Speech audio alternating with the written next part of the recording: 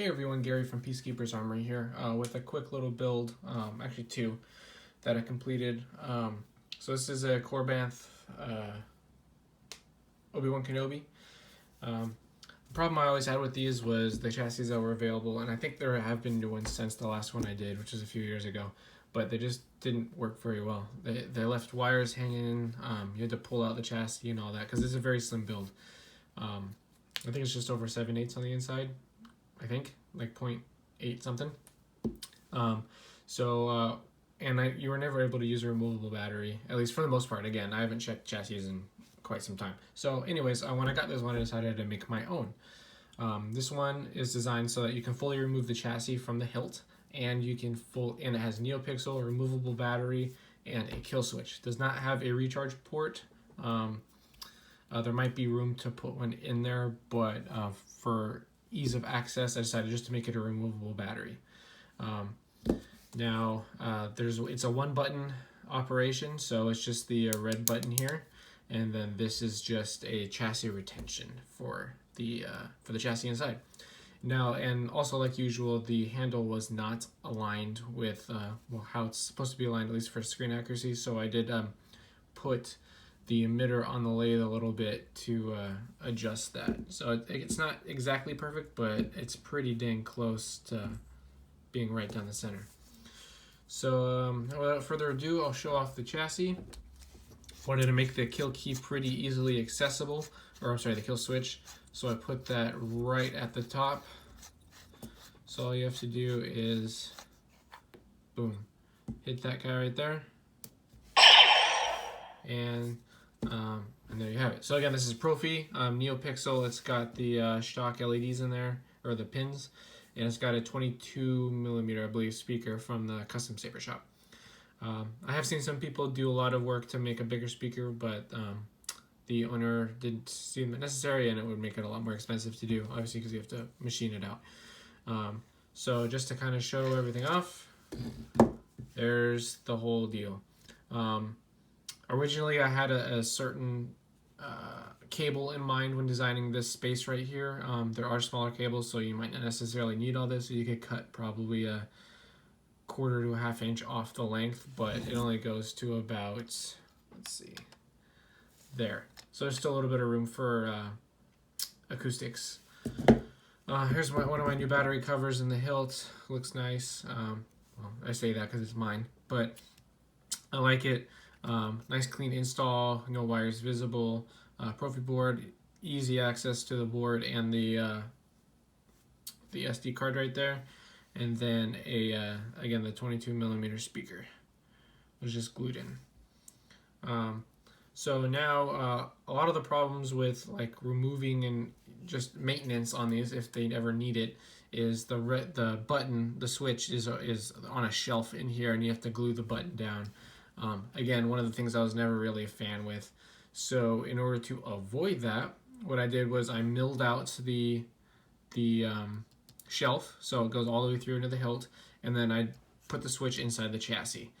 Now, to make the button easily removable, I used a magnet. So you can see it's not really going to go anywhere, but put a decent amount of force on there.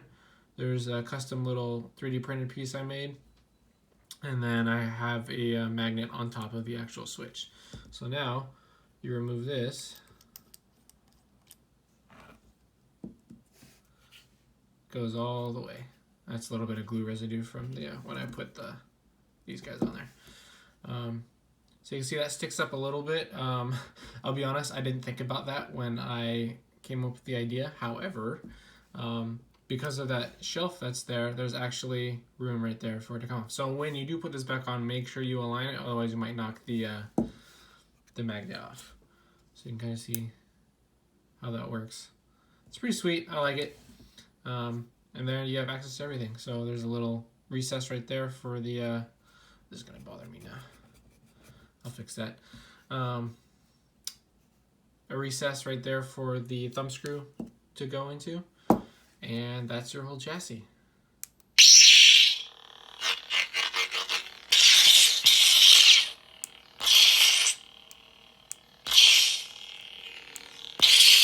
There we go. So this has got the Profi OS 5.7, Fernando's blade styles and everything. So it's really nice. And that's pretty much it for that. I like ease of access, so doing that certainly made that easy to use. You shouldn't need to take this out for really any reason unless something happens and you want to access it, or I don't know, maybe you have two of these and you want to put it in another one. But again, you kind of need the only mods I had to do with the hilt was drilling out the shelf right there, and then I had the cover tech screw kind of goes into the hilt a little bit, so I had to move that or shave that down. So that was pretty much it for that, just to kind of show.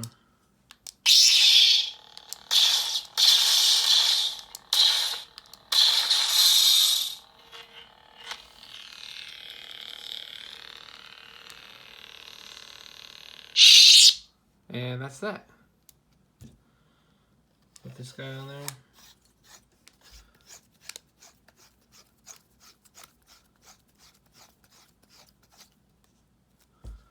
Boom. And then the screw right there for the blade retentions in there already.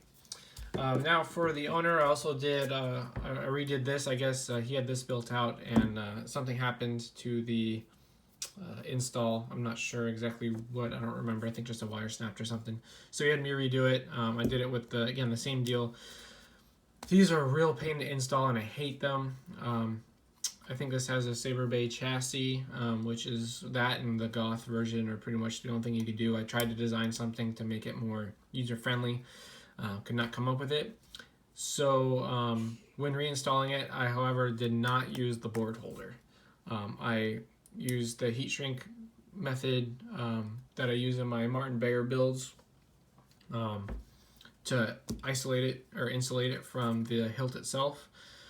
That allowed better wire management. It still doesn't look pretty, but instead of having the shelf for the board and then wires coming from both sides, so when you pull it out, it's like it's all jacked up.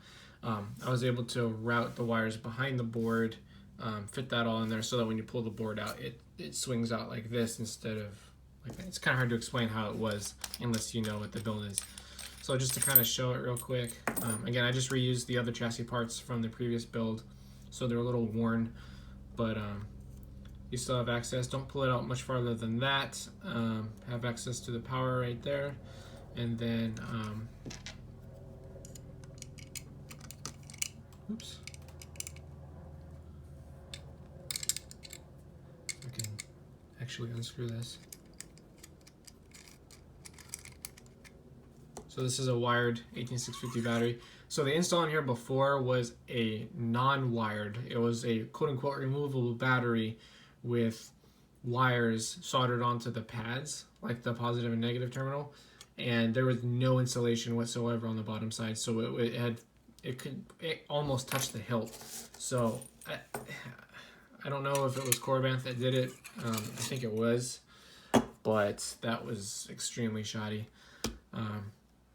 Again, not pretty. It's really hard to make this one pretty. You can see the heat shrinked wires back there, which kind of route around the back there, and then now you have access to the board. I know some people have had concerns with heat shrinking the board. I've never had a problem. I've done over a dozen, if not dozens, of Martin Bayer Sabers, all heat shrinking it because of the tight fit. I have never had an issue with it. So I put a little extra length on there just to kind of keep a little bit more stability for the wires. Don't be yanking on this though. And this gives you easy access, and then it's a nice little snug fit inside the shelf here. So, I mean, that's pretty much it for that. Nothing special. It's got the same config as the Obi-Wan Saber. However, I lowered the volume per the customer's request. So I just put this back on here. So with the exception of changing anything, any of the settings, you really shouldn't have to get in here this far. So at least that's a benefit. Standard 2.1 millimeter recharge port, 18650, you want to use a 4.2 volt charger. And then for the removable battery, obviously you'll need a removable battery charger. But you can see you do have to press it a little hard. Let's see, I don't have a. 1 second. It's a little tricky getting the switch. Just put this on.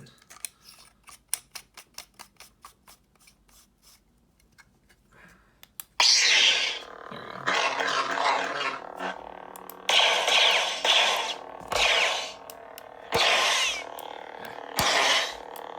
Okay.